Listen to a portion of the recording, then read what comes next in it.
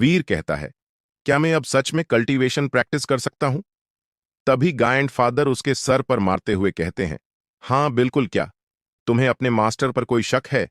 इस पर वीर भींगी मुस्कान के साथ अपने सर पर हाथ फेरते हुए कहता है, नहीं, नहीं ग्रैंडफादर, बिल्कुल नहीं। तभी ग्रैंडफादर कहते हैं, किसी कल्टीवेटर की कल्टीवेशन की पूरी यात्रा में उसका सबसे महत्वपूर्ण स्टेप यही होता है कि वह किस तरह का प्रैक्टिस मेथड चुनता है। इस दुनिया में दो तरह के कल्टीवेशन मेथड होते हैं। पहले वे मेथड जो सभी ईविल सेक्ट प्रैक्टिस करते हैं। इन मेथड्स में दूसरे कल्टीवेटर के खून और एनर्जी की जरूरत होती है। दूसरे वे मेथड जिनमें कोई इंसान स्वयं प्रैक्टिस के जरिए पायनावर इकट्ठा करता है। हालांकि एविल मेथड इन मेथड की तुलना में आपकी कल्टीवेशन को तेजी से बढ़ाते हैं, लेकिन जैसे जैसे आपका कल्टीवेशन आगे बढ़ता है, इन मेथड्स में खून और एनर्जी सोखने की जरूरत बढ़ जाती है और एक समय पर ये कल्टीवेटर राक्षस में बदल जाते हैं, जो पाइनवर्स के नशे कई मासूम लोगों की जान भी ले लेते हैं। इस पर वीर कहता है, क्या कोई इन मेथड्स को प्रैक्टिस भी करता है? तब ग्रैंडफादर कहते हैं, तुम जहां अभी तक रहे हो वो दुनिया बहुत ही छोटी है। तुमने अभी तक काफी कम दुनिया देखी है। ये कहते कहते ग्रैंडफादर की आंखों में गंभीरता को देखा जा सकता था। वीर ग्रैंडफादर की आंखों में गंभीरता को देखकर पूछता है, क्या आपकी इस हालत के पीछे ईविल सेक्ट ही जिम्मेदार है? इस पर ग्रैंडफादर उसके सर पर मारते हुए कहते हैं, अभी तुम्हारा ये सब जानने का समय नहीं आया। इस पर वीर अपने सर पर हाथ फेरते हुए कहता है, पर लेकिन तभी ग्रैंडफादर कहते हैं, ये सब छोड़, वक्त आने पर तुम्हें सब कुछ पता चल जाएगा। अभी तुम्हारे लिए कोई अच्छा सा प्रैक्टिस मेथड चुनते हैं। इसके बाद गॉडफादर अपनी स्टोरेज रिंग से 11 के लगभग प्रैक्टिस मेथड निकालते हैं और उनमें से एक मेथड को देखकर गॉडफादर के चेहरे पर उदासी आ जाती है। वीर भी यह महसूस कर लेता है और वह उस स्क्रोल को देखने लगता है जिसमें वह प्रैक्टिस मेथड था। वह स्क्रोल बाकी सभी स्क्रोल से कुछ अलग था। वो इसलिए क्योंकि बाकी सभी स्क्रोल उसी रंग में जल रहे थे जिस रंग से वे बने थे, लेकिन ये स्क्रोल बिल्कुल काले रंग का था। लेकिन फिर भी इसमें से निकलने वाली रोशनी बाकी सभी रोशनी से अलग और कुछ ज्यादा ही फीकी दिख रही थी। इस पर वीर उस प्रैक्टिस मेथड की ओर उंगली करते हुए गॉडफादर से पूछता है, गॉडफादर, ये कौन सा मेथड है? इस पर गॉडफादर वीर से कहते हैं, ये हेवनली मेथड है वीर। ये इन सभी से अलग मेथड है। हालांकि तुम्हें ये मेथड बाकी सभी से कमजोर दिख रहा होगा, लेकिन ये एक ऐसा मेथड है जिसे इवॉल्व किया जा सकता है। इसकी तुलना किसी नॉर्मल इवोल्यूशन से नहीं की जा सकती, क्योंकि इसे प्रयोग करने वाला इतिहास में सिर्फ एक ही था, जो इस पूरे कॉन्टिनेंट का सबसे ताकतवर इंसान था और इस कॉन्टिनेंट पर करीब 1000 सालों तक राज किया। लेकिन उसके मरने के बाद ये मेथड खो गया था, लेकिन किस्मत से ये मुझे मिल गया। अब मैं इसे अपनी अच्छी किस्मत कहूं या बुरी? ये कहकर गॉडफादर के चेहरे पर उदासी भरी मुस्कान आ जाती है। वीर इस मुस्कान को देख लेता है। वह समझ जाता है कि गॉडफादर का इस मेथड से कोई रिश्ता है, लेकिन वीर यह भी जानता था कि गॉडफादर उसे कुछ नहीं बताएंगे, इसलिए वह कुछ नहीं पूछता और गॉडफादर के सामने झुकते हुए उनसे कहता है, आप मेरे मास्टर हैं और मैं आप पर पूरा भरोसा करता हूं। आप मुझे जो भी सिखाएंगे मैं उसे खुशी खुशी सीख लूंगा, चाहे वह मेरे लिए कितना ही खतरनाक हो। गॉडफादर उसे इस तरह देखकर अपने फैसले पर खुश हो रहे होते हैं और वे वीर से कहते हैं, मैंने जो अभी तुम्हें हेवनली मेथड के बारे में बताया था वो केवल उसकी अच्छी बातें थीं। अब मैं तुम्हें इसकी खामियां बताने जा रहा हूं। इस पर वीर कान लगाकर सुनने को तैयार हो जाता है। गॉडफादर अपने हाथ में एक प्रकार की आग जलाते हैं जो रंग में कुछ नीले और सफेद रंग के मिश्रण जैसा था।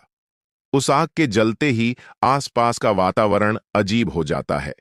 आसपास ठंड है या गर्मी, इसका अंदाजा ही नहीं लगाया जा सकता था। गॉडफादर उस आग को वीर को दिखाते हुए कहते हैं, ये एक स्काई फायर है।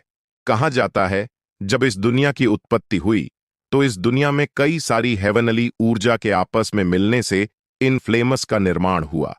इसी तरह कई अन्य चीजें भी हैं जिनका निर्माण हुआ और आगे चलकर तुम इन चीजों को देखोगे और सामना भी करोगे। गॉडफादर आगे कहते हैं, मेरे पास जो फ्लेम है वह चौथे नंबर की स्काई फ्लेम है, जिसका नाम sky freezing and earth warming flame है। इसमें गर्म और ठंडा दोनों तरह के गुण हैं। मैं तुम्हें जो टेक्निक सिखाने वाला हूं वह इन्हीं फ्लेमों और इस तरह की चीजों से ही पावरफुल बनती है, लेकिन इन चीजों को अपने शरीर में धारण करना बहुत मुश्किल होता है। मैंने तुम्हें जो किताबें दी थीं उनसे तुम्हें ये तो मालूम हो ही गया होगा कि ये एक स्काई फ्लेम किसी एल्केमिस्ट के लिए कितना बड़ा खजाना होती है, लेकिन इन पर काबू पाना बहुत ही मुश्किल होता है। इसे लगभग नामुमकिन के बराबर माना जा सकता है। और तो और, जब भी तुम किसी नहीं स्काई फ्लेम को धारण या काबू करने की कोशिश करते हो तो तुम्हें इतना दर्द होता है कि तुम्हारी रूह तक के टुकड़े होने का एहसास हो। वीर यह सुनकर डर रहा होता है।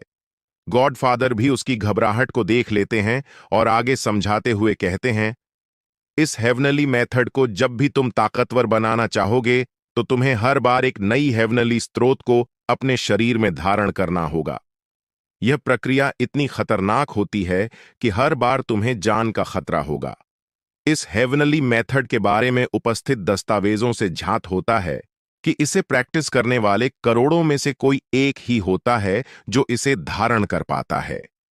वीर यह सुनकर और ज्यादा घबरा जाता है।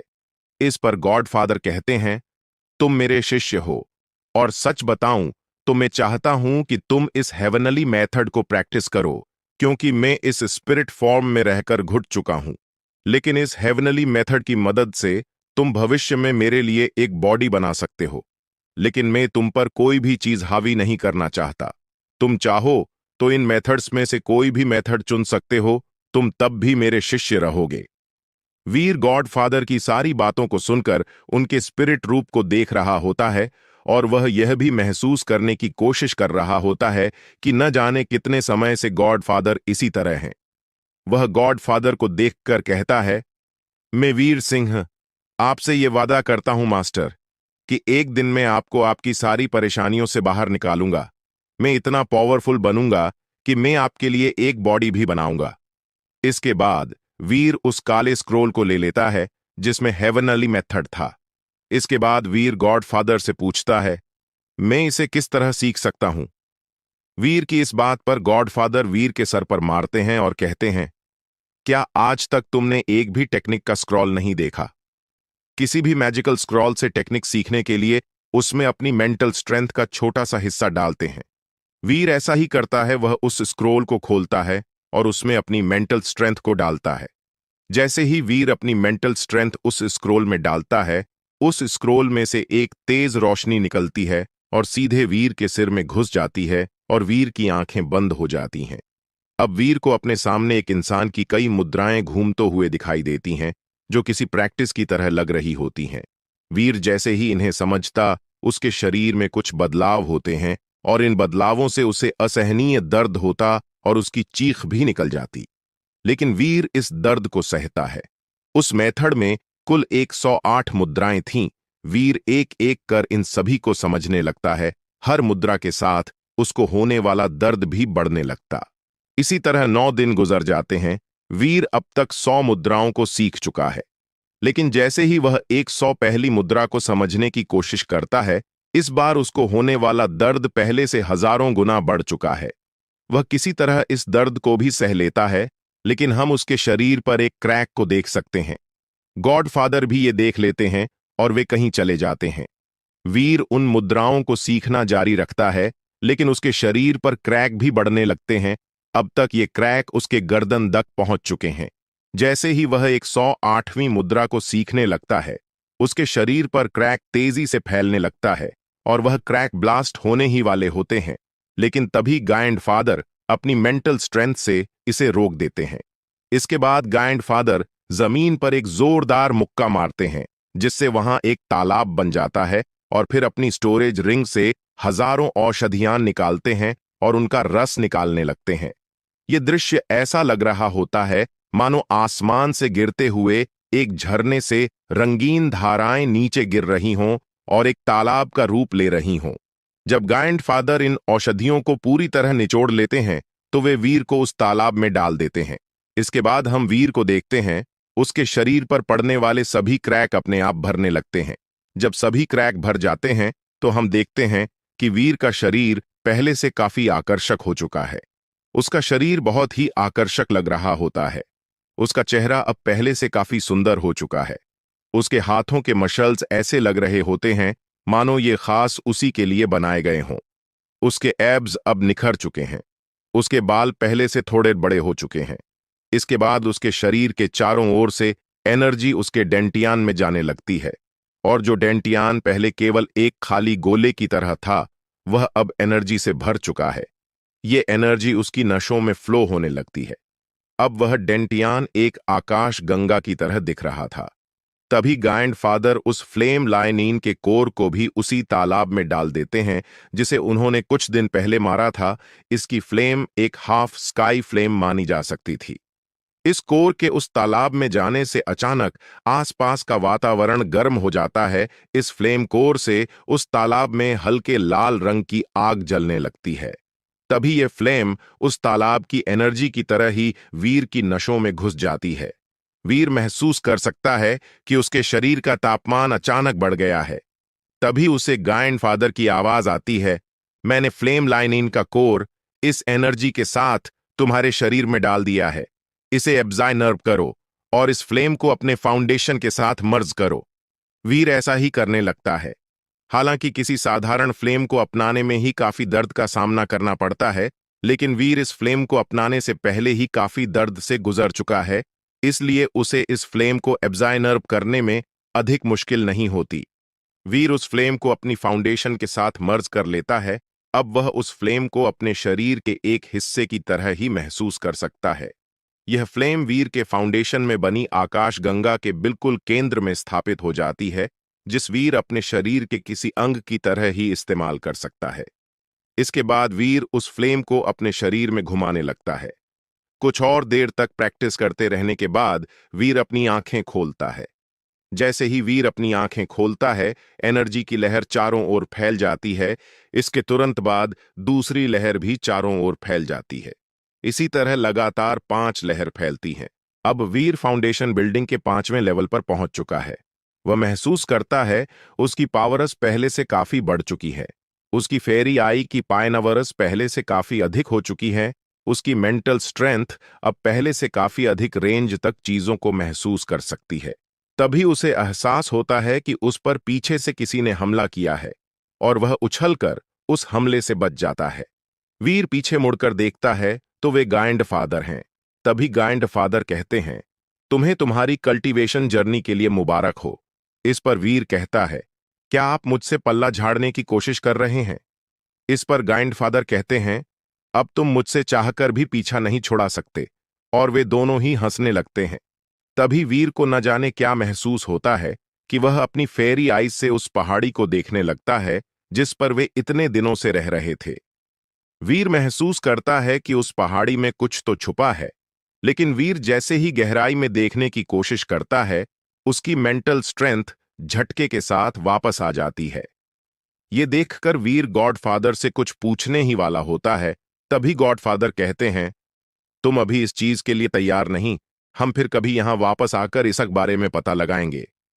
वीर समझ गया था कि गॉडफादर उसके भले के लिए ही उसे यह कह रहे होंगे, इसलिए वह हां में अपना सर हिलाता है। उन दोनों के बीच अब तक एक अच्छा रिश्ता बन चुका है। वे दोनों एक दूसरे को काफी हद तक समझने लगे हैं। खासकर वीर समझ चुका है कि उसे अपने गायंड फादर को कैसे खुश करना है। वीर गायंड फादर को अब बिल्कुल भी छोड़ना नहीं चाहता है। उनके बीच का रिश्ता अब एक बाप बेटे के रिश्ता जैसा बन चुका है। तभी गायंड फादर कहते हैं, मुझे उस फ्लेम को उपयोग करके दिखाओ। तभी वीर उस फ्लेम को अपने हाथ पर जलाकर दिखाता है। ये हल्के नीले रंग की फ्लेम है, जो बिल्कुल उस फ्लेम जैसी दिख रही थी जो उस लाइनिन के सर पर जल रही थी, जिसे मारकर गायंड फादर वीर के लिए उस फ्लेम कोर को लेकर आए थे। इसके बाद गायंड फादर उसे कुछ स्क्रोल देकर उसके माइंड स्पेस में जाते हुए कहते हैं, इन स्क्रोल को अच्छी तरह समझो और मुझे परेशान मत करना, मैं सोने जा रहा हूं। इसके बाद वीर उन्हें पढ़ने लगता है। इनमें से कई एल्केमी के तो कई कुछ फॉर्मेशन के स्क्रोल थे, उनमें से कुछ बेसिक एल्केमी के मैनुअल थे।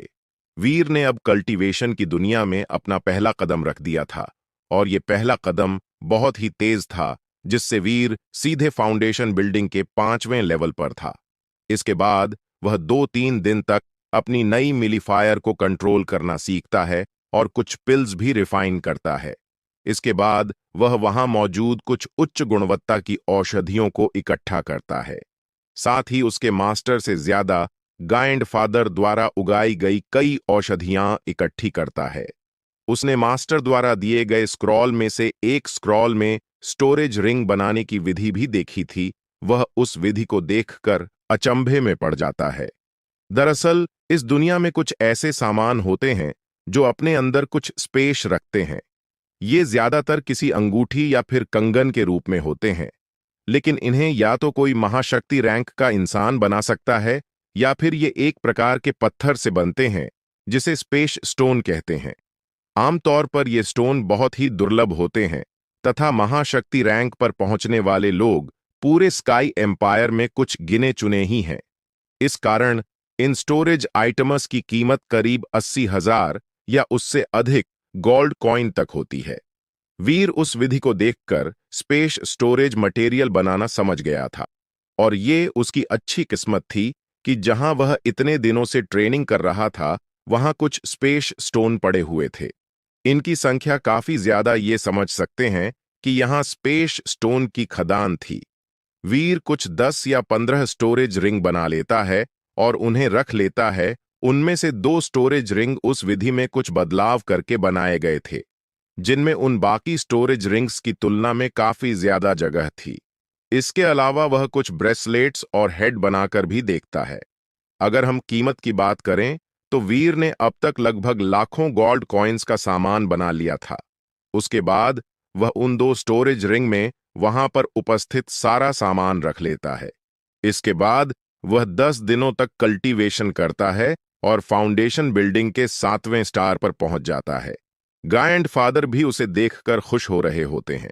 उन्हें अपने जवानी के दिन भी याद आ जाते हैं, लेकिन इसके साथ वे थोड़े उदास भी हो जाते हैं और मन ही मन कहते हैं, उम्मीद है कि तुम मुझे निराश नहीं करोगे। इसके बाद वीर अपने आसपास की जगह को देखता है, जहां वह पिछले 2 महीने से रह रहा था। हालांकि उसे यहां से जाना बुरा तो लग रहा था, लेकिन उसके फैमिली कंपटीशन में केवल कुछ ही दिन बचे थे, इसलिए उसे जाना ही होगा। वह एक स्पिरिचुअल बीस्ट को पकड़ता है जो लेवल 9 का था। इसके बाद वह उसके साथ एक सॉल कॉन्ट्रैक्ट बनाता है और उसे उस जगह की सुरक्षा के लिए छोड़कर वहां से चल देता है। इन दिनों में वीर ने एल्केमी और फॉर्मेशन की बहुत सी किताबों को पढ़ा था, और उसने कुछ पिल्स और फाइनरमेशंस बनाई भी थीं।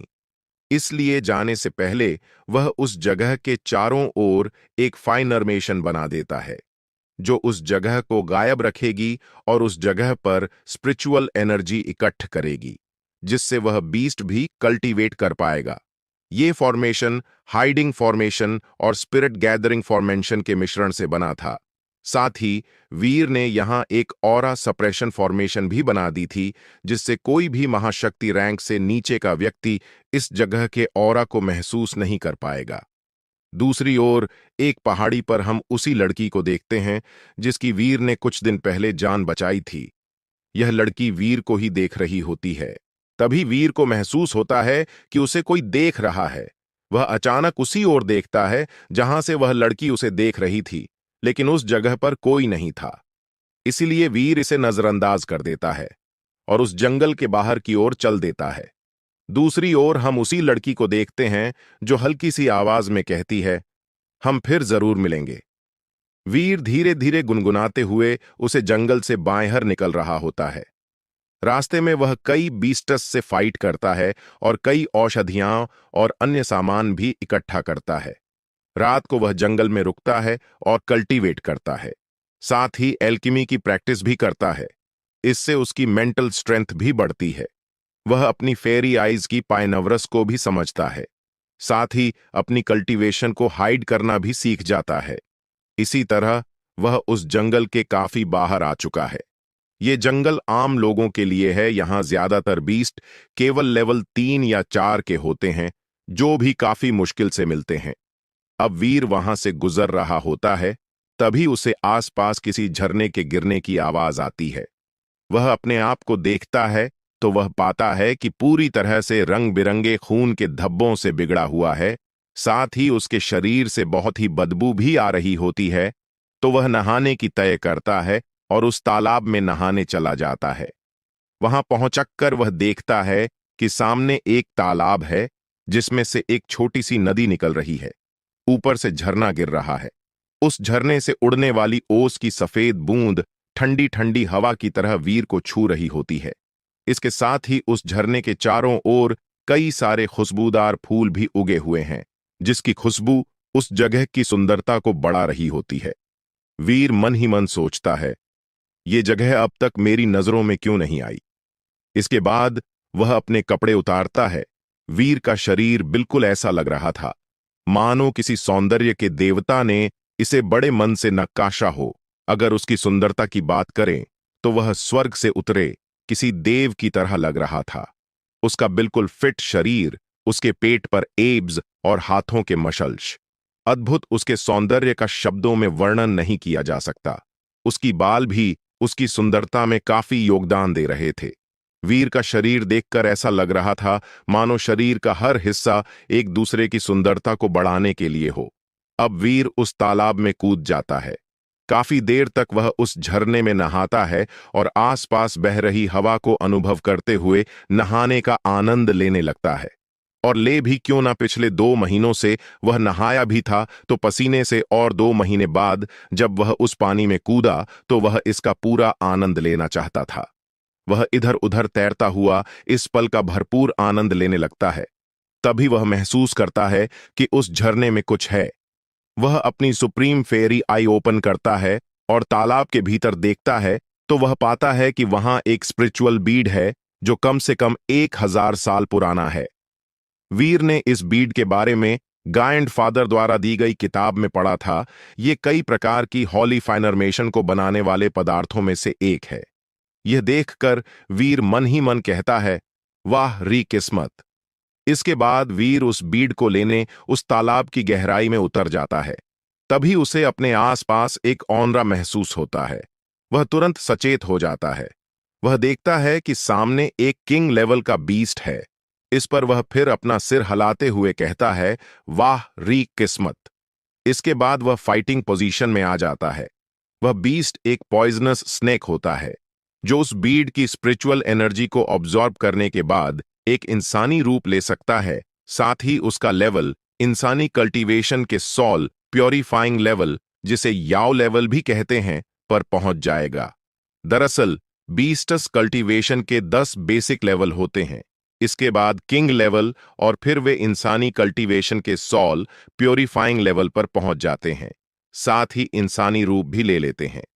वीर कुछ सोचते हुए कहता है, अगर तुम ये बीड मुझे दे देते हैं और मेरे साथ एक कॉन्ट्रैक्ट बनाते हो तो मैं तुम्हें ब्रेक थ्रू करने में मदद करूंगा। इस पर वह बीस्ट कहता है, तुच्छ इंसान, तुम मुझसे मेरा बीड छीनना चाहते हो और मुझे अपना गुलाम भी बनाना चाहते हो। तुम्हें क्या लगता है इसके बाद तुम यहां से जिंदा वापस जा सकते हो? इस पर वीर कहता है, तो ये अब तुम्हारी सोच है, लेकिन अगर मार खाते खाते तुम्हारा मन बदले तो मुझे बता देना। इस पर वह बीस्ट गुस्सा होते हुए कहता है, बच्चे, अभी तुम्हारी उम्र ही क्या है, लेकिन तुम इतने अहंकारी हो, लगता है तुम्हें सबक सिखाना ही होगा। इस पर वीर कहता है, वो तो ठीक है, लेकिन बाद में मत कहना कि पहले तुम्हें मौका नहीं दिया। ये सुनकर वह बीस्ट बहुत ही भड़क जाता है और वीर पर अपने पॉइजन से हमला कर देता है। वीर फुर्ती के साथ उस हमले से बचता है और अपनी स्पीड के साथ अपनी सीखी गई एलिमेंट मैन्युपुलेशन टेक्निक से पानी में मौजूद बहुत सी चट्टानों को कंट्रोल कर उस बीस्ट पर हमला कर देता है, जिससे वह थोड़ा जख्मी हो जाता है।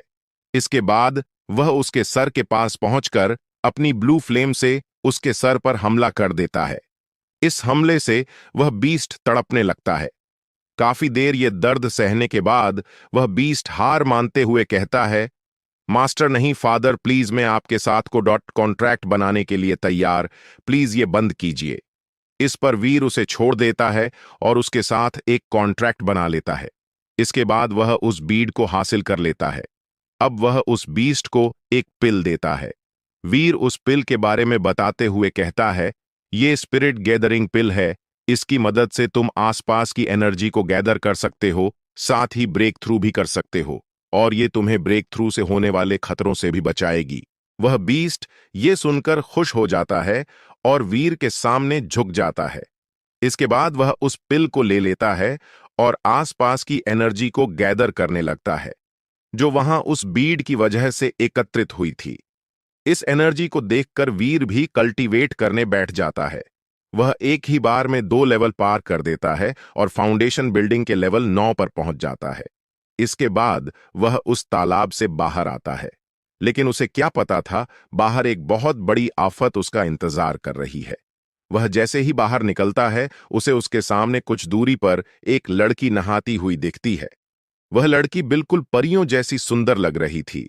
उसके काले रंग के भीगे हुए बाल और उसका फिगर किसी भी लड़के को उसके प्रति आकर्षित करने के लिए मोर देन इनफ है। उसका सुंदर चेहरा और फिगर वीर को उसकी नजरें हटाने ही नहीं दे रही थीं। वह लड़की स्वर्ग से उतरी हुई परी जैसी लग रही थी। तभी उस लड़की को एहसास होता है कि उसके आसपास कोई है। तभी उसकी नजर वीर पर पड़ती है, लेकिन इससे पहले वह लड़की वीर को देखती, वीर उसकी सुंदरता के जाल से बाहर आ चुका था और उसने बहुत पहले अपना सर दूसरी तरफ कर लिया था और वह धीरे धीरे वहां से निकलने की कोशिश कर रहा था। लेकिन वह छुप छुप कर उस लड़की को देखने की कोशिश भी कर रहा था। वह लड़की भी यह देख लेती है और गुस्से से लाल हो जाती है। वह उस पर पानी से ही हमला करके तुरंत उछल जाती है, जिससे वीर कुछ देख नहीं पाता। और इससे पहले वह पानी गिरता, उस लड़की ने अपने सारे कपड़े पहन लिए थे। वीर देखता है, वह लड़की हाथों में तलवार लेकर उसे ही घूर रही होती है। वह कहती है, तुम्हें शर्म नहीं आती लड़कियों को नहाते हुए देखने में? इस पर वीर कहता है, शर्म तो तुम्हें आनी चाहिए, मैं तुमसे पहले से इस तालाब में नहा। वीर इससे पहले कि अपनी बात पूरी कर पाता, वह लड़की उस पर हमला कर देती है। वीर फुर्ती के साथ उस पानी से उछलता है और तुरंत अपने भीगे हुए कपड़े पहनता है।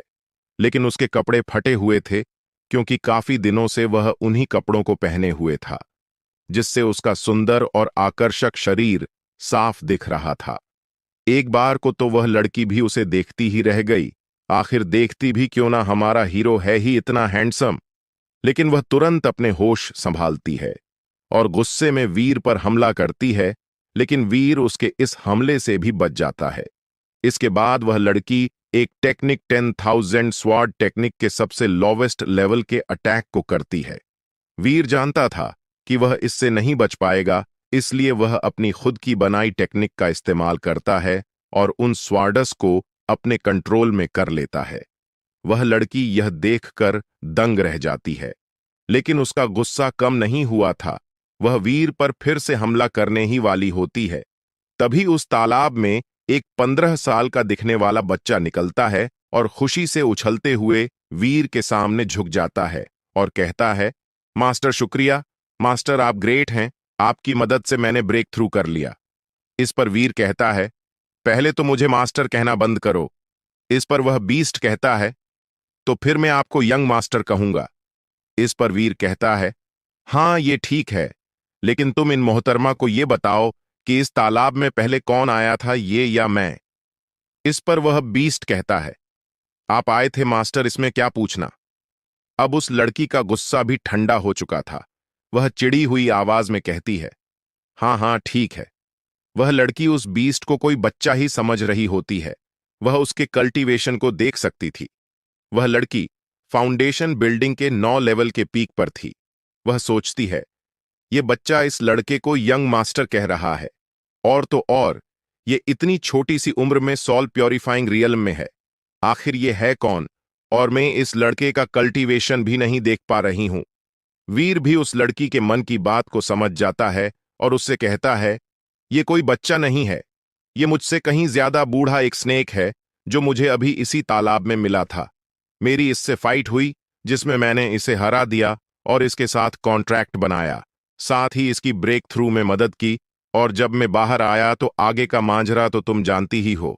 इस पर उस लड़की का चेहरा थोड़ा सा लाल हो जाता है, साथ ही वह थोड़ा चिढ़ भी जाती है। वीर उसे अपने बारे में कुछ नहीं बताता।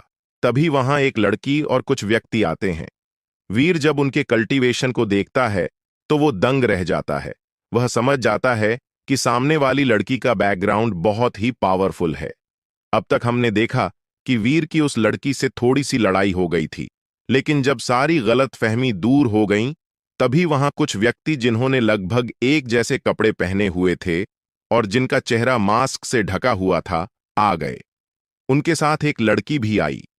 वह लड़की आने के साथ ही उस लड़की जो वीर के साथ लड़ रही था के सामने थोड़ा सा झुकते हुए कहती है, प्रिंसेस, अभी हमें यहां से कुछ आवाजें आईं।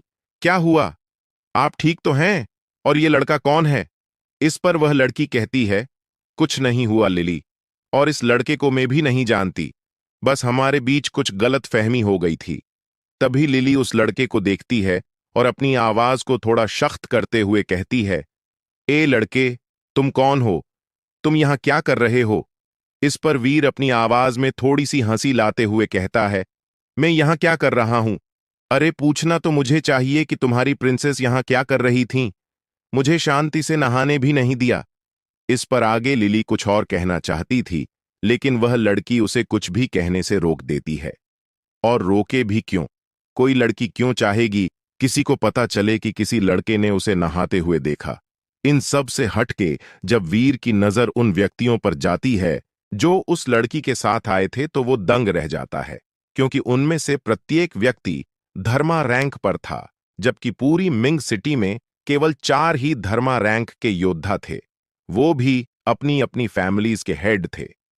तभी उसके कानों उसी लड़की की मधुर आवाज जाती है, क्योंकि अब उस लड़की का गुस्सा शांत हो चुका था। मेरा नाम राधिका अग्रवाल है, वैसे क्या मैं तुम्हारा नाम जान सकती हूं? वीर ये सुनकर कहता है, मेरा नाम वीर है। वीर अब तक समझ चुका था कि सामने खड़ी लड़की का बैकग्राउंड क्या है। वह पूरे स्काई एम्पायर की 2 पावरफुल फैमिलीज में से एक अग्रवाल फैमिली की प्रिंसेस है। लेकिन वीर अब इस सोच में पड़ जाता है कि इतनी बड़ी फैमिली के लोग यहां क्या कर रहे हैं।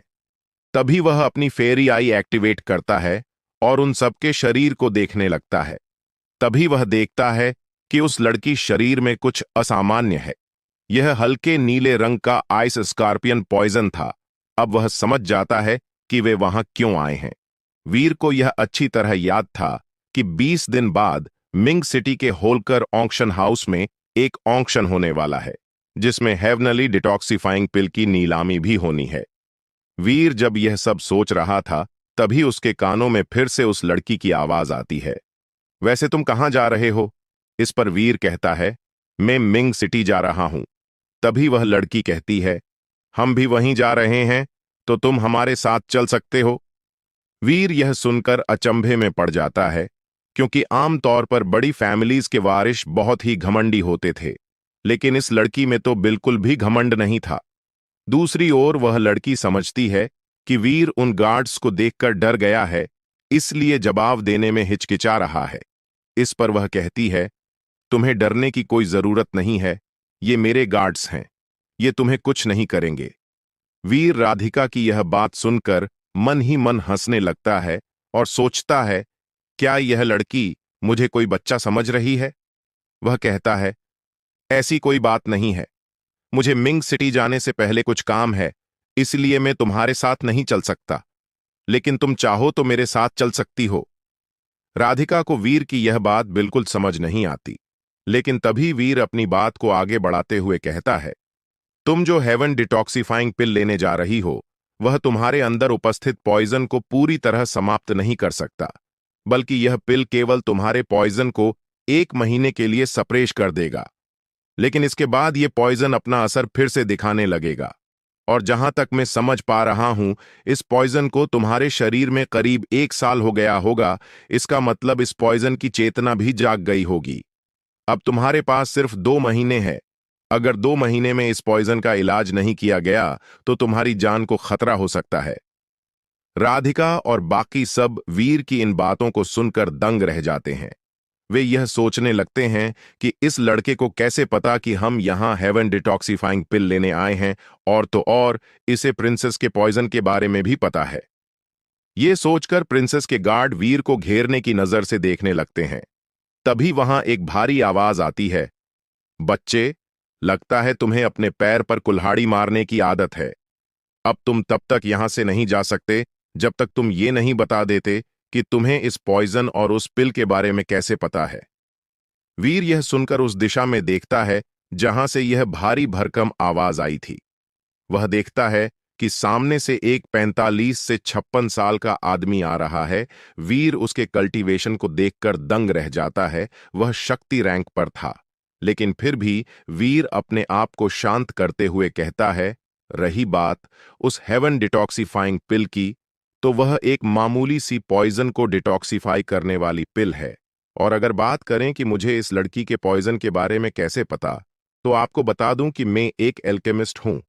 वीर की यह बात सुनकर वह आदमी, जिसका नाम कर्ण अग्रवाल था, वह अग्रवाल फैमिली की एक छोटी सी ब्रांच का हेड था और प्रिंसेस की सेफ्टी को नजर में रखते हुए यहां आया था, दंग रह जाता है। क्योंकि आमतौर पर रैंक 3 के एल्केमिस्ट भी प्रिंसेस के पॉइजन को डिटेक्ट नहीं कर पा रहे थे, लेकिन वीर की उम्र का रैंक 3 का एल्केमिस्ट, वो भी ऐसी छोटी जगह पर। ऐसे में केवल दो ही संभावनाएं थीं कि या तो इस लड़के के उद्देश्य ठीक नहीं, या फिर ये सच में एक उच्च कोटि का एल्केमिस्ट है। लेकिन ज्यादातर संभावना पहली वाली लग रही थी। लेकिन फिर भी वह व्यक्ति जल्दबाजी नहीं करता और कहता है, यंग मैन, अभी तुमने कहा कि हेवन डिटॉक्सिफाइंग पिल मिस राधिका के पॉइजन को ठीक नहीं कर सकती, तो क्या तुम्हारे पास कोई और उपाय है? इस पर वीर समझ जाता है कि यह बूढ़ा आदमी बहुत ही समझदार है। वह किसी भी नतीजे पर तुरंत नहीं पहुंच रहा है। वह समझ जाता है कि क्यों अग्रवाल फैमिली पावरफुल फैमिलीज में से एक है। वह उस आदमी से कहता है, मेरे पास एक तरीका, लेकिन उसके लिए मिस राधिका को अगले 2 महीने तक मेरे साथ ही रहना होगा। इस पर वह बूढ़ा आदमी कहता है, पहले तरीका बताओ। अगर तुम्हारा तरीका मुझे संतुष्ट नहीं कर पाया तो तुम्हारी जान भी जा सकती है। इस पर वीर कहता है, ठीक है ठीक है, मेरे तरीके का नाम है एक्यूपंक्चर थेरेपी। वह बूढ़ा आदमी स्वयं एक रैंक 3 का एल्केमिस्ट था। वह इस तरीके को सुनकर दंग रह जाता है। यह एक ऐसी थेरेपी जो शरीर से किसी प्रकार के हानिकारक पदार्थ को बाहर निकाल सकती है। लेकिन यह थेरेपी आज से कई साल पहले विलुप्त हो गई थी और कुछ ही लोग इस तरीके को जानते हैं। यहां तक इस थेरेपी का नाम भी आजकल सुना नहीं जाता। अगर मेरे मास्टर एक बहुत बड़े एल्केमिस्ट नहीं होते तो मुझे भी इस थेरेपी के बारे में नहीं पता होता। इस कारण वह बूढ़ा आदमी यह तो समझ गया था कि सामने वाला लड़का कोई साधारण लड़का नहीं है। वह हड़बड़ाते हुए कहता है, क्या कहा तुमने? Acupuncture therapy? तुम यह थेरेपी जानते हो? इस पर वीर शांति के साथ जवाब देता है, हाँ, इसे जानने में कौन सी बड़ी बात है। इस पर वह बूढ़ा आदमी कुछ नहीं कहता और सोचने लगता है कि सामने वाला लड़का है कौन। वह अब तक समझ चुका था कि सामने वाला लड़का कोई साधारण लड़का तो नहीं है। ये सब चल ही रहा था, तभी अचानक राधिका के शरीर से एक बहुत ही तेज ठंडी लहर निकलती है और फिर बहुत ही ठंडा ऑरा राधिका के चारों ओर फैल जाता है। राधिका के पास खड़ी लिली भी तुरंत उस ठंडी हवा को महसूस कर समझ जाती है कि वह पॉइजन कंट्रोल के बाहर हो रहा है। वह तुरंत पीछे हट जाती है। दूसरी ओर यह महसूस कर वह बूढ़ा आदमी तुरंत अपनी एनर्जी से उस पॉइजन को दबाने की कोशिश करने लगता है। लेकिन इस बार उस बूढ़े आदमी को उस पॉइजन को दबाने में दिक्कत हो रही थी। वीर भी यह सब देख रहा था। वह देखना चाहता था कि एक रैंक 2 का एल्केमिस्ट इस पॉइजन को दबाने के लिए क्या क्या कर सकता है। लेकिन जब वीर देखता है कि परिस्थिति कंट्रोल के बाहर जा रही है तो वह तुरंत तैयार हो जाता है। वह तुरंत उन गार्ड्स के पास से एक चाकू लेता है। ये देखकर वे गार्ड्स उस पर हमला करने को होते हैं, लेकिन तभी वह बूढ़ा आदमी उन्हें इशारे से रोक देता है।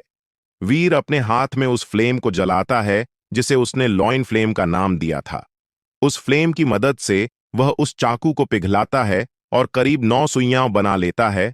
इसके बाद उन सुइयों को वह कंट्रोल करते हुए राधिका के हर्ट के पास के सभी एक्यूपंक्चर पॉइंट पर चुभा देता है। इसके बाद वह उस फ्लेम की मदद से हीट एनर्जी को राधिका के शरीर में भेजने लगता है।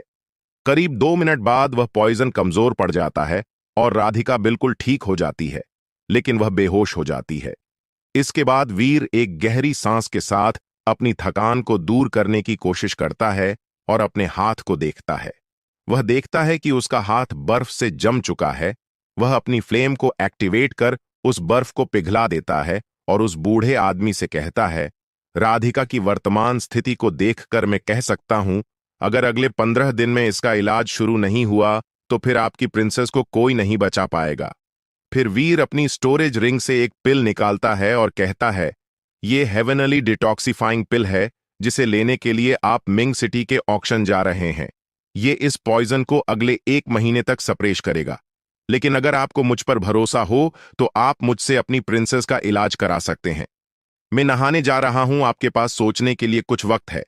और रही बात इस पिल की, तो इस पिल के बदले मुझे पहनने के लिए नए कपड़े तो मिल ही सकते हैं।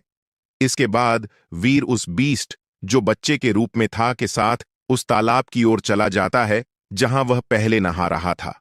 दूसरी ओर कर्ण अग्रवाल के मन में कई सारी चीजें एक साथ घूम रही थीं। वह सोच रहा था, यह लड़का कौन है? क्या मुझे इस पर भरोसा करना चाहिए? तभी राधिका को होश आता है। वह अब पहले से अधिक फुर्तीला और फ्रेश महसूस कर रही थी। वह अपनी शक्तियों को भी पहले से अधिक महसूस कर पा रही थी। वह कहती, क्या मेरा पॉइजन ठीक हो गया?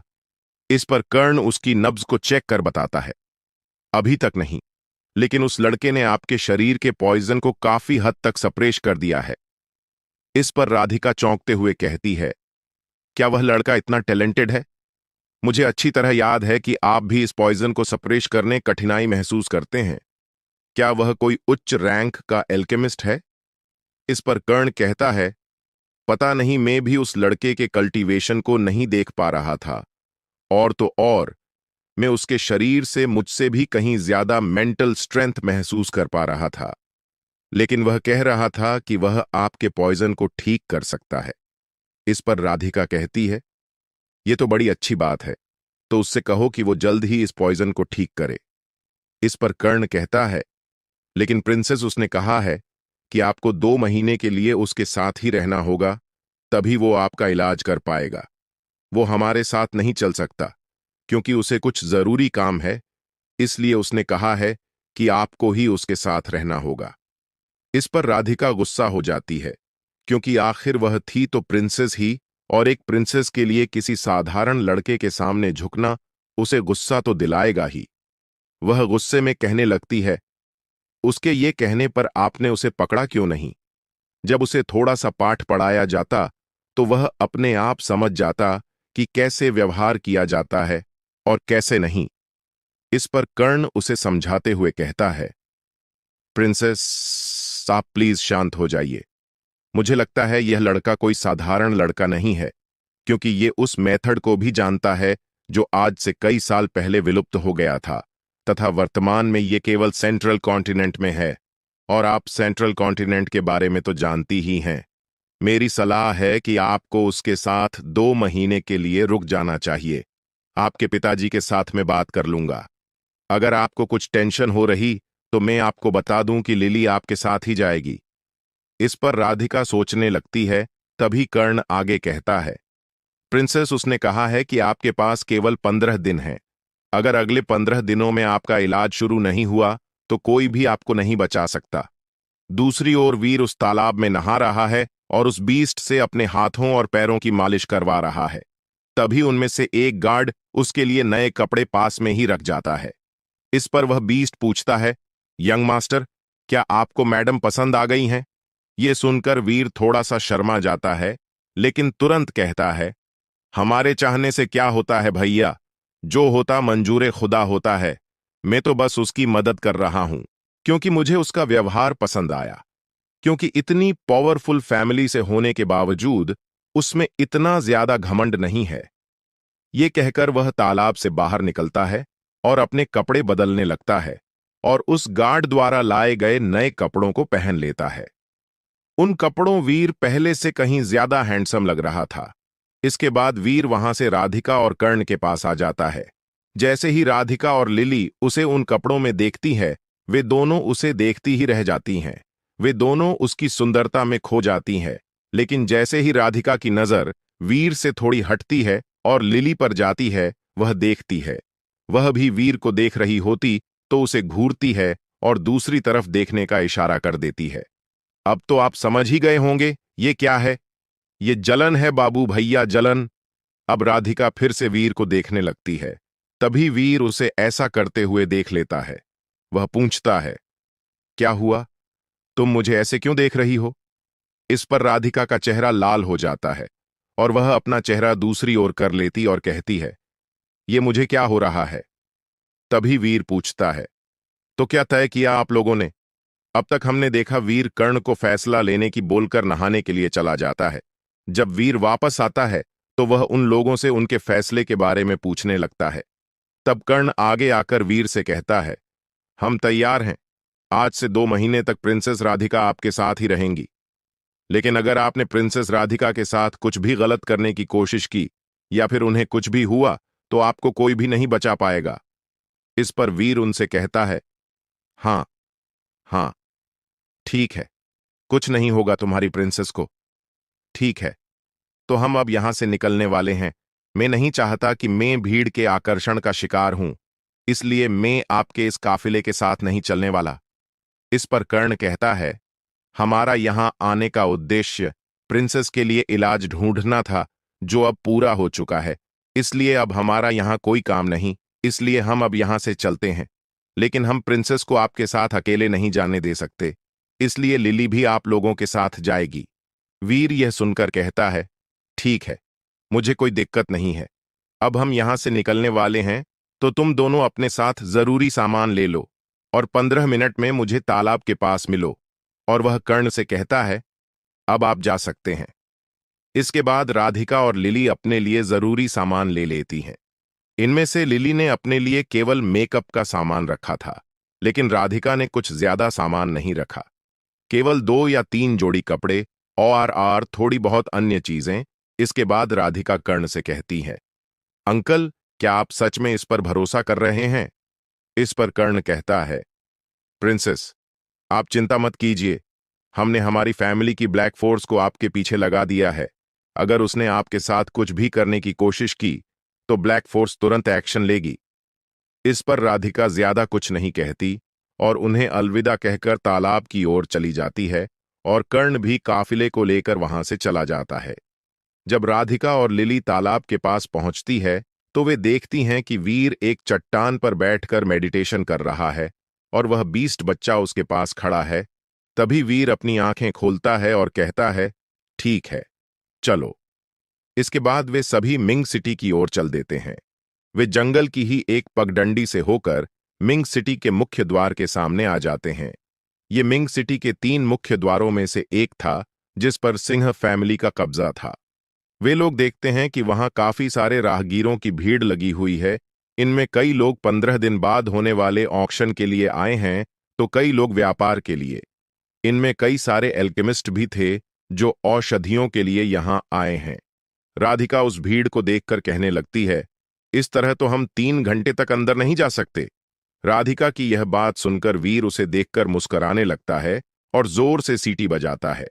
उसकी सीटी सुनकर उस द्वार पर खड़े सैनिक उसी ओर देखने लगते हैं, लेकिन वीर ने यह सीटी उन सैनिकों के लिए नहीं बल्कि अपने घोड़े के लिए बजाई थी, जिसे उसने पहले ही देख लिया था। इस सीटी को सुनते ही वह घोड़ा तुरंत भागकर वीर के पास जाता है और उसके साथ खेलने लगता है। वीर उस पर हाथ फेरते हुए कहता है, कैसे हो? इस पर वह घोड़ा अपनी आवाज में जवाब देने की कोशिश करता है। तभी सभी सिपाहियों की नजर वीर पर जाती है। वे वीर को देखकर खुश हो जाते हैं और कहते हैं, यंग मास्टर, आप ठीक हैं, आपको कुछ नहीं हुआ। यह सुनकर वीर कहता है, मुझे क्या होगा? इस पर उन सैनिकों का हेड कहता है, शुक्र है कि आप वापस आ गए, वरना प्रधान ने इन दिनों सभी सैनिकों का जीना हराम कर रखा है। उन्होंने पिछले 2 महीने में सारा जंगल छान मारा है, और तो और वह दल जिसने आपको मारने का कॉन्ट्रैक्ट लिया था भी आधा तबाह कर दिया है। इस पर वीर कहता है, लेकिन उनकी चोट का क्या? उनको जो चोट लगी थी उसकी वजह से उन्हें अपनी शक्तियों को उपयोग करने से मना किया गया था ना? इस पर वह सैनिक कहता है, जी हां, चौथे एल्डर ने उन्हें समझाने की कोशिश की, लेकिन वे माने ही नहीं। लेकिन फिलहाल आप चिंता मत कीजिए, उन्हें कुछ नहीं हुआ है। इस पर वीर चैन की सांस लेते हुए कहता है, ठीक है, तुम किसी को भेजो और दादाजी से कहो कि मैं ठीक हूं और मैंने उनका इलाज भी ढूंढ लिया है। इसके बाद वह सैनिक यही करता है। इसके बाद वीर भीतर जाने लगता है। उसके पीछे पीछे राधिका और लिली भी द्वार के भीतर होने लगती हैं। तभी वह सैनिक उन दोनों को रोक देता है। ये देखकर वीर कहता है, वे दोनों मेरे साथ हैं। तभी आवाज आती है, तुम्हारे साथ हैं तो क्या उन्हें नियम मानने होंगे?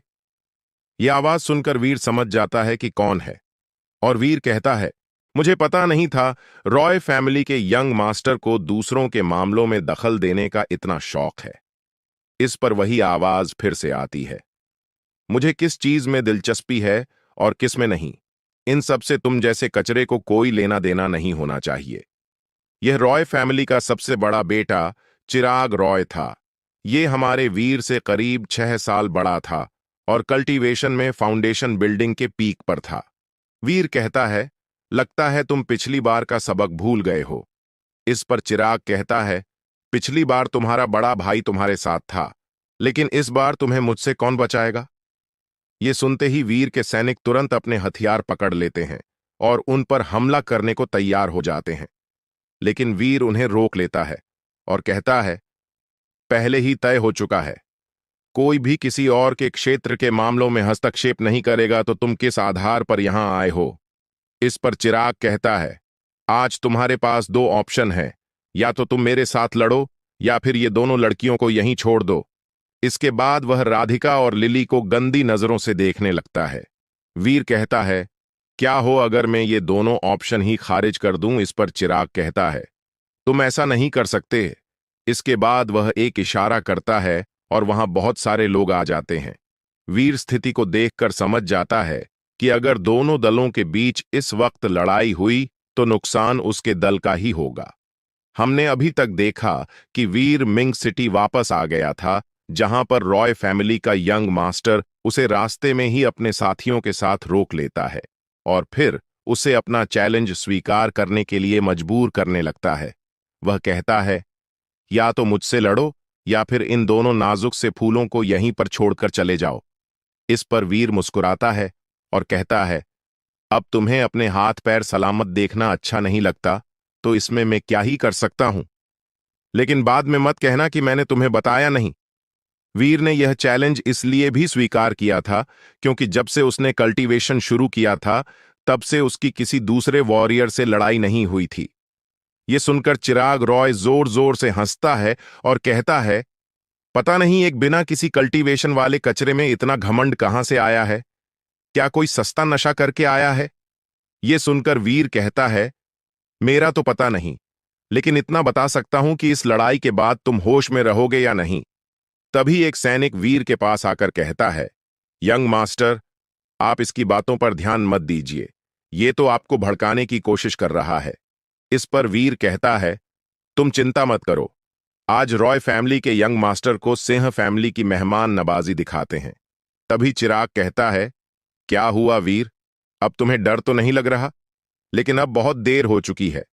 अगर अब तुम इस लड़ाई से पीछे हटे तो न जाने इस सिटी में तुम्हारी फैमिली की क्या ही इज्जत रह जाएगी।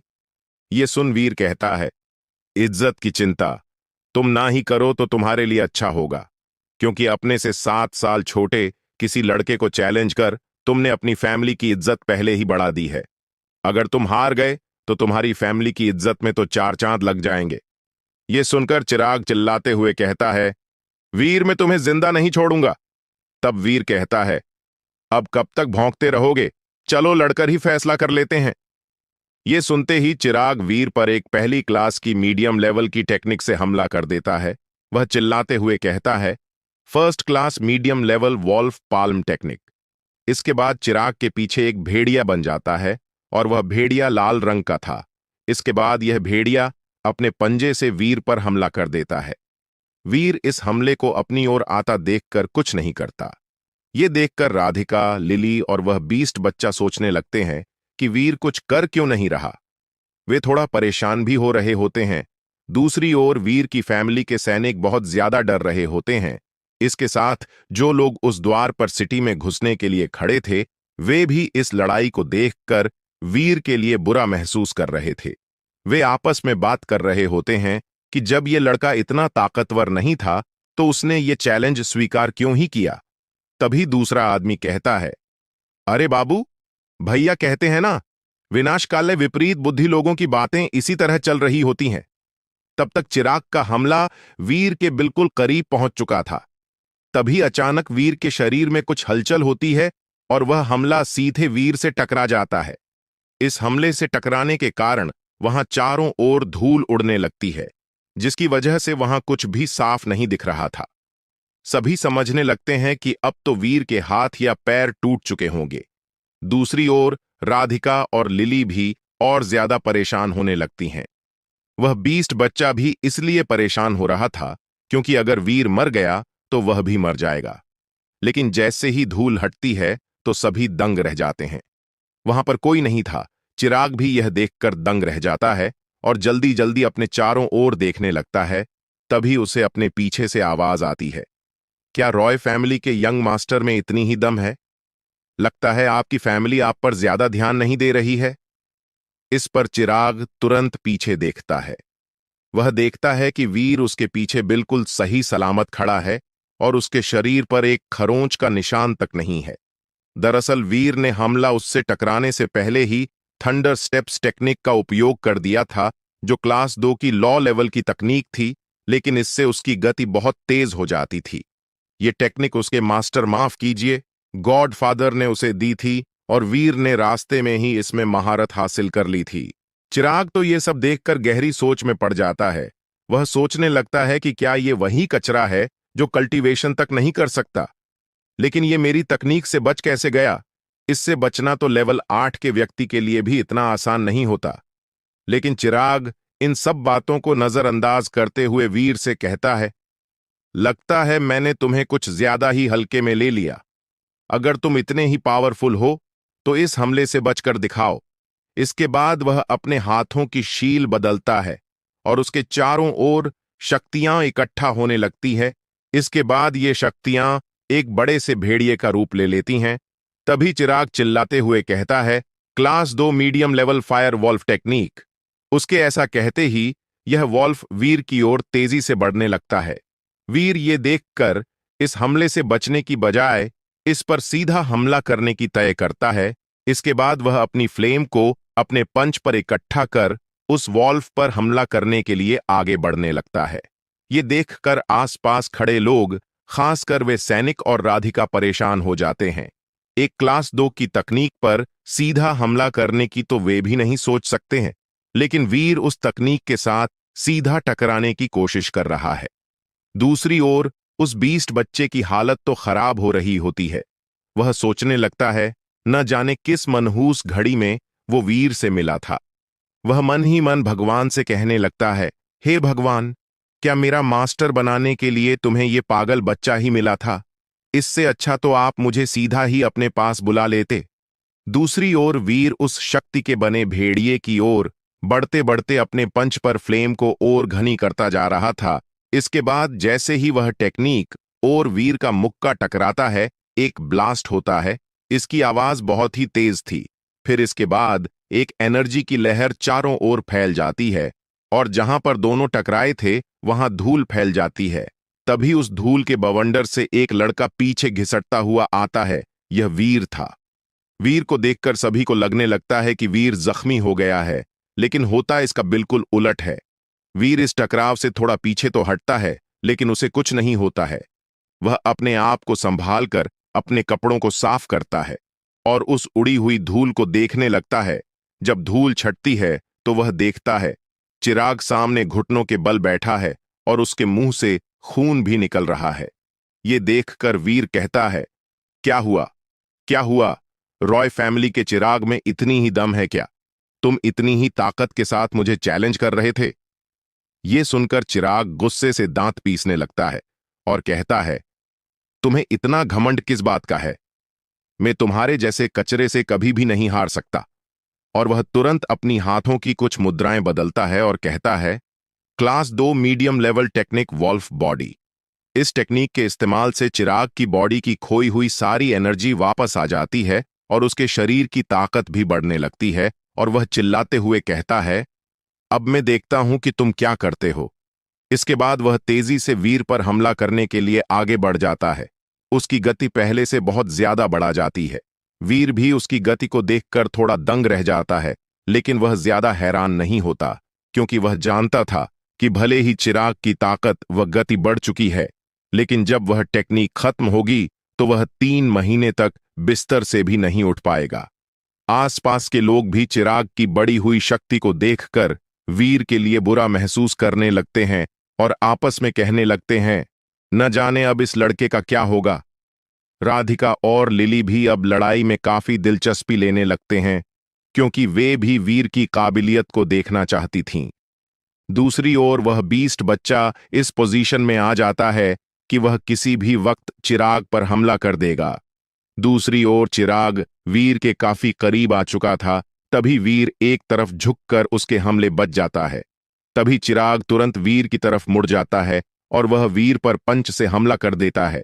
वीर भी उस पर पंच के साथ हमला कर देता है और जैसे ही उन दोनों के पंच टकराते हैं, जोर से एक आवाज आती है और वीर खिसकता हुआ पीछे हो जाता है। ये देखकर चिराग हंसते हुए कहता है, क्या हुआ, अब पता चला किसकी फैमिली किस पर कितना ध्यान दे रही है। इस पर वीर कहता है, मानना पड़ेगा मिस्टर रॉय, आप में ताकत तो है, लेकिन अभी तुम इतने भी ताकतवर नहीं हुए कि मुझे हरा सको। इसके बाद वीर अपनी फ्लेम को बाहर निकालता है और उसे अपने मुक्कों पर चारों ओर फैला लेता है। फिर कहता है, चलिए मिस्टर रॉय, आज 2-2 हाथ हो ही जाए। इसके बाद केवल उन दोनों के पंचेस के टकराने की आवाज आती है।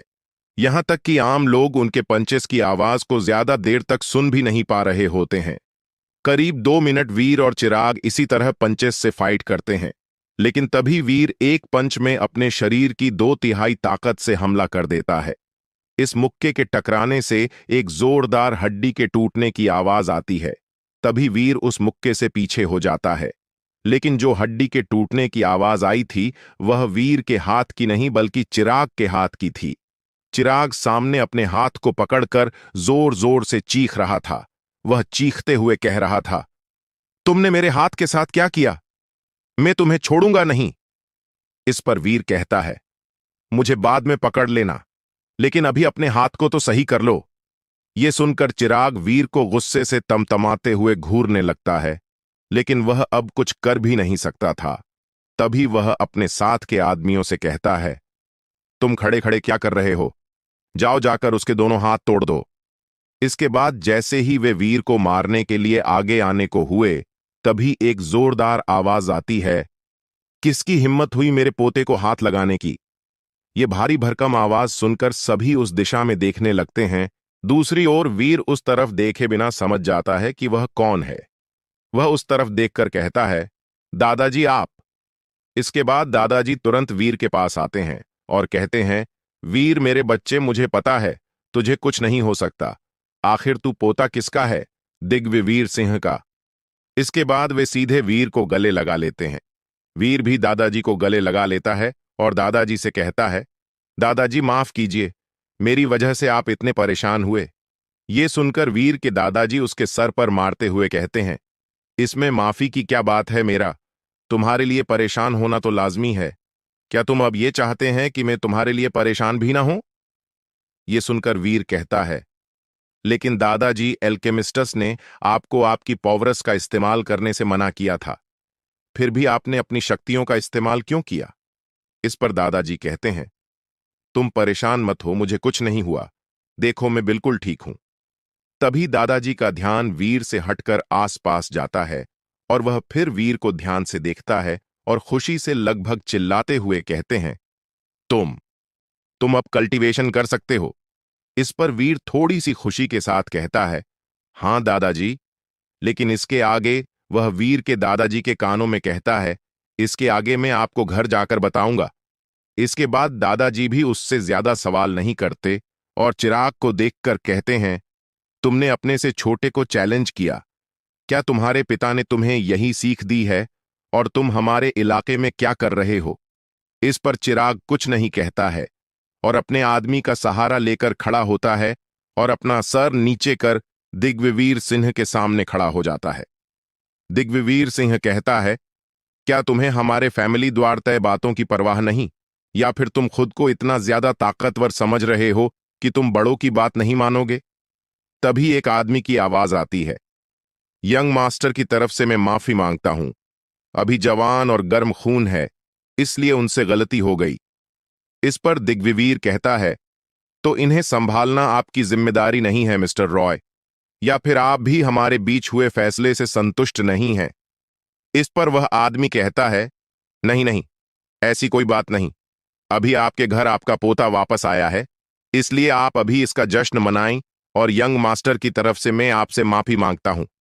इसके बाद दिग्विवीर भी उसे नजरअंदाज कर देता है और उन्हें वहां से जाने का इशारा कर देता है। इसके बाद चिराग के साथ आए आदमी उसे सहारा देकर वहां से निकल जाते हैं। अब वीर के दादाजी उर्फ दिग्विवीर सिंह वीर से कहते हैं, चलो वीर घर चलते हैं।